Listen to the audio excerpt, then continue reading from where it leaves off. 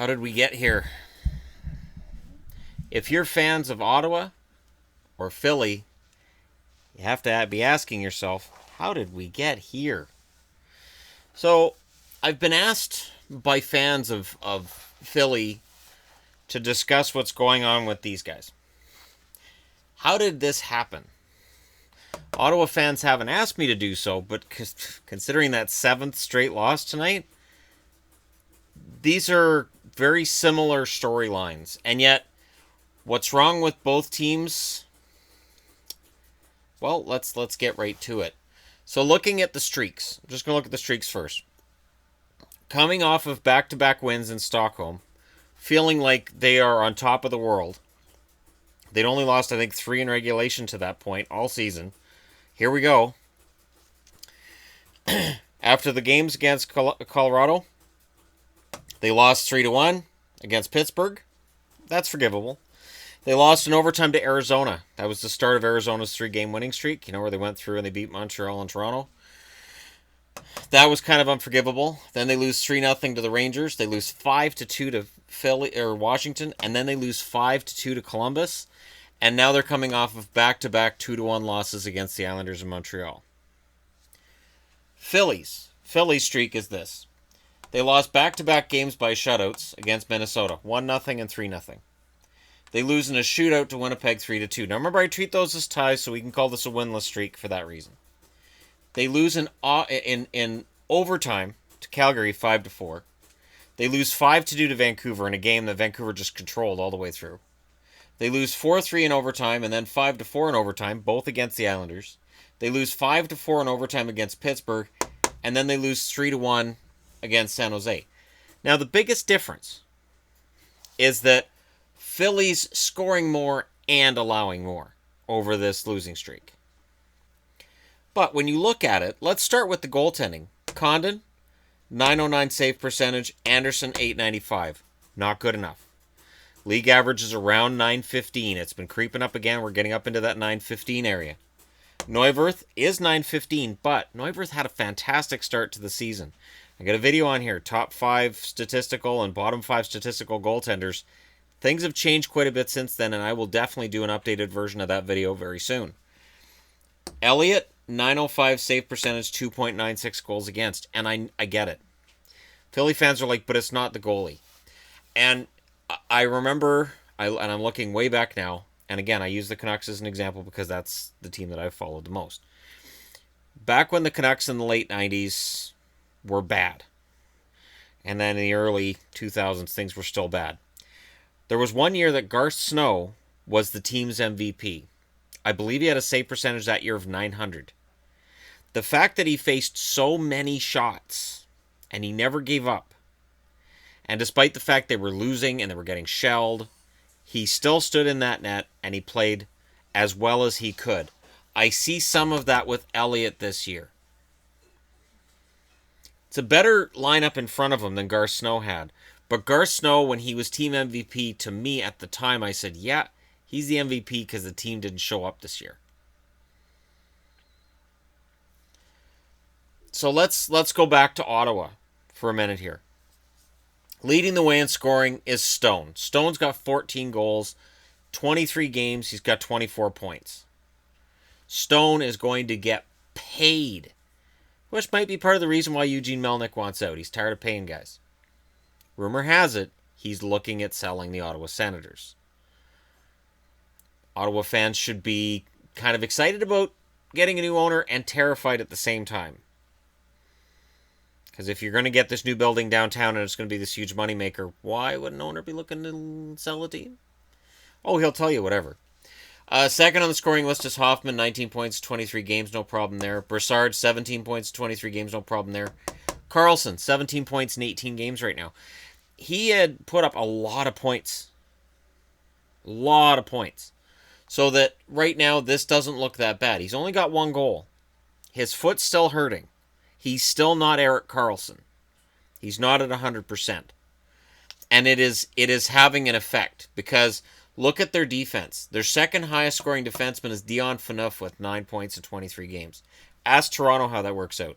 Here's what Wideman with 8 points in 16 games, so when he's in the lineup.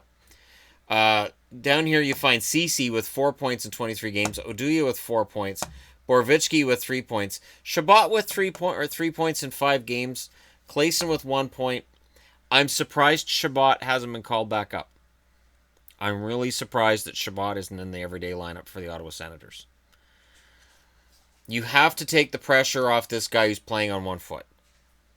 It's not fair. You've got to get another really good puck-moving defenseman out there to take the pressure off Karlsson. Phaneuf can't do it.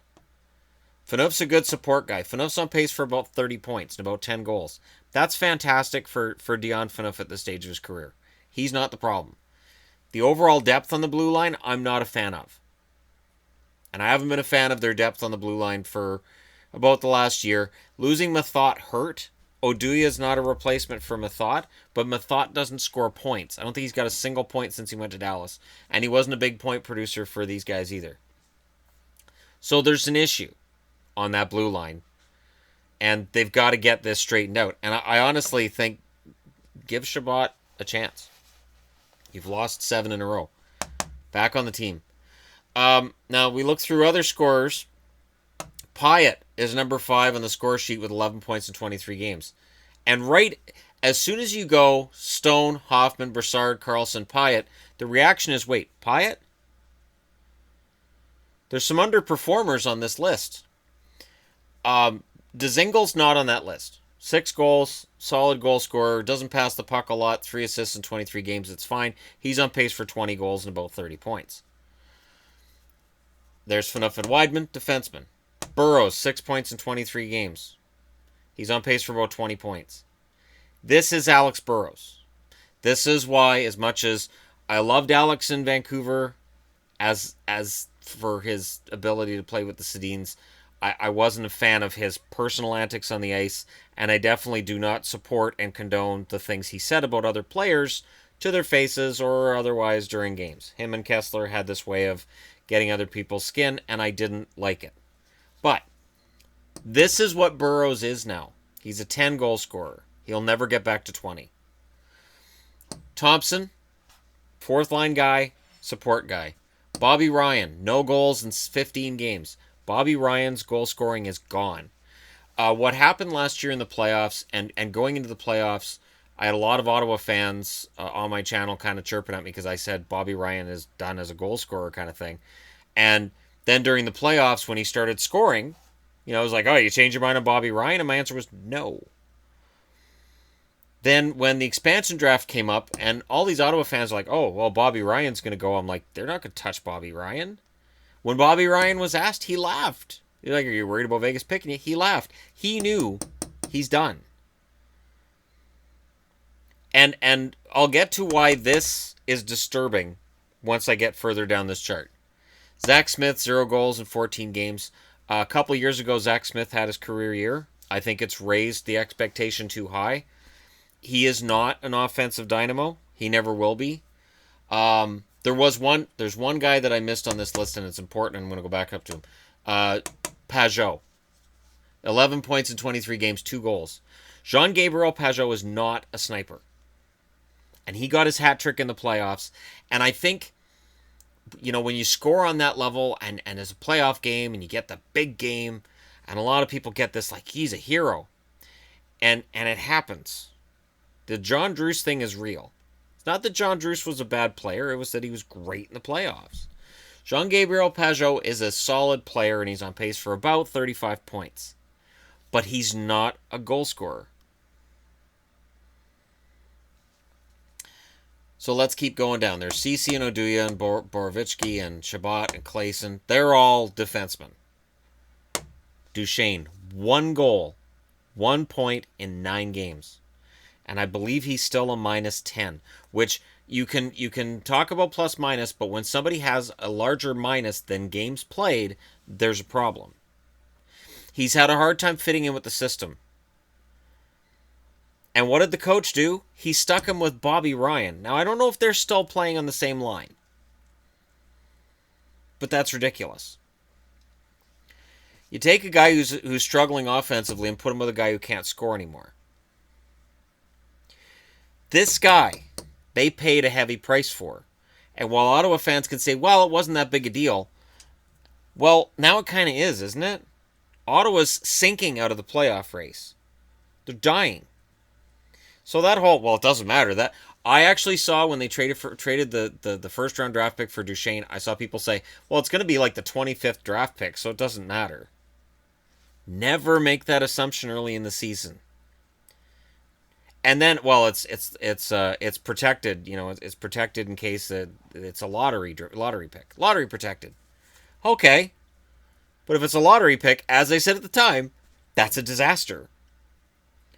So Ottawa keeps this year's first rounder if it's a lottery pick, but if it's a lottery pick, that means this trade has backfired massively, and they're in trouble.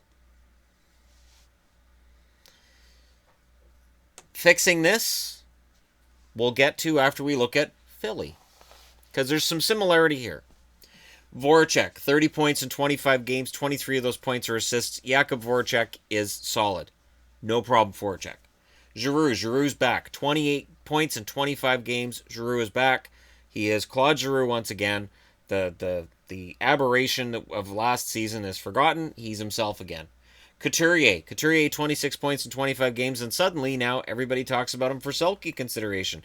I've always found it weird that when a guy finds his offensive edge, they suddenly go, oh, he should get a Selke nomination. Happened with Kessler, too. Once Kessler started scoring goals, all of a sudden he was a Selke candidate. It is so weird. The Selke trophy doesn't go to the best defensive forward. It goes to the best goal scorer who also plays defense. It hasn't gone to the best defensive forward. I'm a huge Patrice Bergeron fan, but I'm going to say this. It hasn't gone to the best defensive forward in the NHL since right around Yuri Lehtinen won his last one. And even Lehtinen, his goals had an effect. You can look back to Guy Carbonneau and Bob Gainey. That's where you're going to find guys who legitimately were great defensive forwards. They weren't top scorers on their team. And these days, the Selke trophy goes to, hey, this guy scored a lot of goals and he's not an embarrassment defensively. So, Selke trophy for him. My point is, if Couturier is a Selke nominee this year, he should have been last year too. The goals shouldn't factor into it. The points shouldn't factor into it. If he's a great defensive forward, he's a great defensive forward. Soapbox, I'm stepping off of it. Ghost, 19 points in 22 games. No problem here. 3 goals. You're on pace for 10 goals. That's fine. Simmons, 14 points in 25 games. Remember, Simmons had a lot of goals at the start of the year. So he's cooled off substantially. Provorov, 13 points in 25 games. Filppula's next up, 11 points in 25 games. Filppula, about 35-40 points. That's a win for Valtteri Filppula.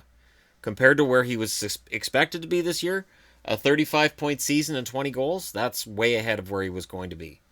Konechny, 9 points in 25 games. I think, honestly, there was an expectation that Travis Konechny would take more of a step forward offensively than he has this year.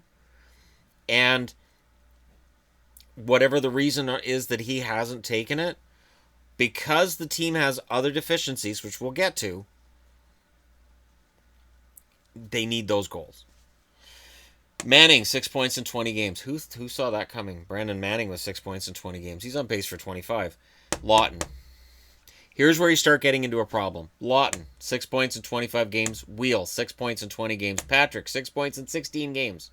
Rookie, injury prone. He's likely going to finish with about 30 points. Sanheim, 4 points. Raffle, fallen off the map. 3 points in 25 games.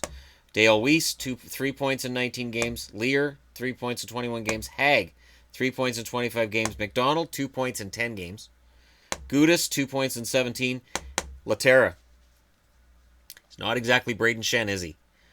So, the other issue you've got in Philly is you've got a young defense. And I've mentioned this before, and I'm even going to have Manning in that conversation. You have a very young defense.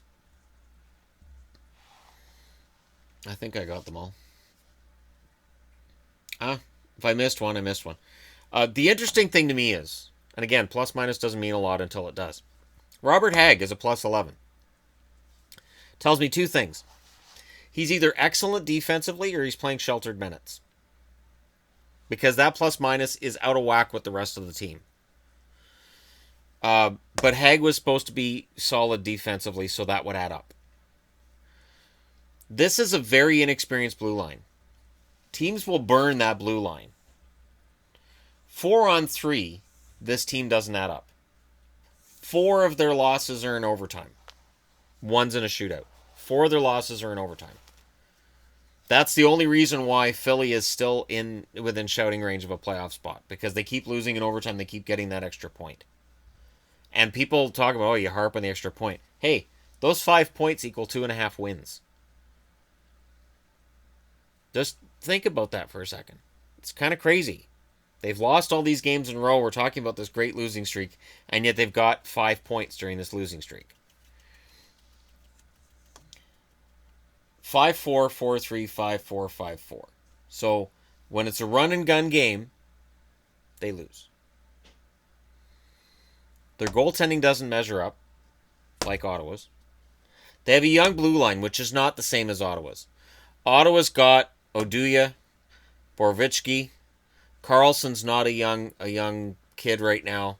Phaneuf's not young either. So they've got a more aged, slow blue line. When Ottawa turns the puck over, their defense has a hard time getting back. Philly doesn't have that problem.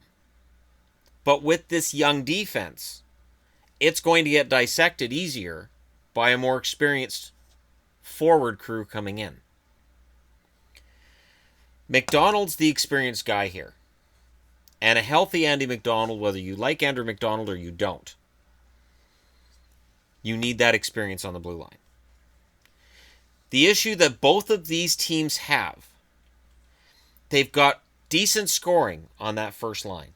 You could even argue they have decent scoring with their top 6. It's more of a reach with Ottawa than Philly. But when you get into the depth, there's a problem. There's a problem on both teams. Back to Philly. Lawton, I've never been sold on Lawton. I've never watched a game Lawton's been in and said, wow, that kid's really good at insert this here. He may be okay at things in the game, but to me, he's one of those guys who kind of gets lost at the end of the night. Wheel was the most overrated free agent of the offseason. When I heard all these teams were chasing Jordan Wheel based on him getting 6 goals in 28 games or 8 goals or however many he got in however many games, it was an interesting number that prorated out to about 20-25 goals in a season. I couldn't understand all the fascination because he'd never shown that before at the NHL level, at any level. He had never shown that, and he had never been projected out as a good offensive forward. And now he's sitting on pace for about 6 goals this year. Maybe 8. And Philly kept him. He went back to Philly. They fought to keep him. And I don't understand why. Patrick, with those point totals, send the kid back to junior. And I'm being nice. And if you can't, then I don't know how you fix this. Because part of the problem is you bring a kid up and you say he's ready for the NHL. He's too good for juniors. Okay. But when he's not putting up totals, and in this case he's been injured too, I'm giving you that, you run the risk of, by bringing him up early, turning him into a bust. Busts aren't just guys who don't make the NHL. Busts aren't just guys that commit to the NHL and then burn out, like an Alexander Daigle. Busts can be guys who come in, hit this kind of a point total, and never rise above it. That they get pigeonholed into, you're a third-line guy, and they don't rise above that. Not all busts are of the nature of these colossal explosions in the sky. Sometimes a bust is a guy who has a half-decent career, but never reaches that next level. And for me, if Nolan Patrick's going to reach that next level, you have to be worried with this total. You have to be. If he's the future of the Flyers, and if this season is going as far south as it looks like it is, bring in a veteran. There's guys out there. It's for a bottom 6 role. Get a bottom 6 guy to come in. Bring a bottom 6 guy up for the American League, and just let him play out a year in junior. Get his confidence back. Yeah, you've burned a year off of his contract. That's fine. The real number, people always get stuck on that 9 games. You've burned a year of your contract when you play your 10th game, but you reach free agency a year earlier if you play more than 40. So Nolan Patrick is one of those guys I look at and say, okay, is he going to play more than 40? Or at the 40 game mark, is Ron Hextall going to look at a number that projects out like this to maybe 12, 15 points? And is he going to say, you're going back to junior? And it can happen. I think of Leon Draisaitl as a guy that, yeah, he had that first year in Edmonton. He struggled. He went down. He came back, and he's a success story. He's been great. But it doesn't always work that way. Raffle falling off a cliff doesn't help. Weiss is not a goal scorer. And Lear is young. And Laterra, I have never, and I can say this now because look at his totals, I've never liked Jori Laterra. Never. When he was the number 2 center, I believe he's number 2. I'm pretty sure he was number 2 at some point in St. Louis, and I said this team is going nowhere with Jori Laterra as the number 2 center. And there were certain Blues fans that weren't happy. I said, wait, why do you hate Laterra? It's not that I hate a player, it's that I'm looking at a guy and going, this team can't win with this. Like in Ottawa, Burrows. Thanks for Dahlin. From Canucks fans, thank you for Dahlin. Because Dahlin looks like he'll be an NHLer at some point after Burrows is done. Burrows doesn't have the foot speed. He doesn't have the endurance. He's even lost some of that grit as he's got older. He definitely does not have the goal scoring. Ottawa has got a real problem with their depth. Nobody's touching Bobby Ryan's contract. You can't trade him. Right now, nobody's touching Smith either. You can't trade him. You can't trade Burrows. You just got Burrows. Burrows signed a 2-year deal in Ottawa to stay there. Probably retire there. So who do you trade? Phaneuf? Nobody's touching Phaneuf. And it's a similar deal with Philly. Philly could take one of these young defensemen and turn it into depth, but they'd be insane to do it. You're not going to trade Ghost. You're not trading Provorov. Manning's not getting you much, if anything, back. And he's sandpaper. As much as I don't like Brendan Manning, he is sandpaper on a blue line that doesn't have a lot of it, other than Gudas, who's out on a 10-game suspension. And Gudas you can't trade. He's not getting anything back. Hag, you're not trading him. He's your future anchor on that blue line. Sanheim, you're not trading him either. The most tradable of them may be Sanheim. You may be able to replace what Sanheim brings. But what do you get back? Because where I'll end this is I don't know how to fix this. I know Ron Hextall came out and said, well, we're making a couple of little bit of mistakes, but we're still a playoff team. No, you're not. You're not a playoff team. You don't have the depth. Ottawa has major problems in their lineup. Lots of holes. So, I really look at these streaks, and to me, Philly shows that they're closer than Ottawa right now. Philly's losing to some pretty good teams in here. There's a couple of iffy ones, but they're losing to pretty good teams. And they're mostly close games. But with this goaltending, these numbers, if it's not the goaltender, it's the young defense. You can't say, well, the defense and the goaltending have been good because the numbers don't bear it out. It's not just scoring because look at the numbers up at the top of this board. They're good to the top 4. And then from there starts to become maybe a bit of an issue. So I don't know how to fix this. I know I got Flyers fans saying, how do you fix it? You got to fix your forward group.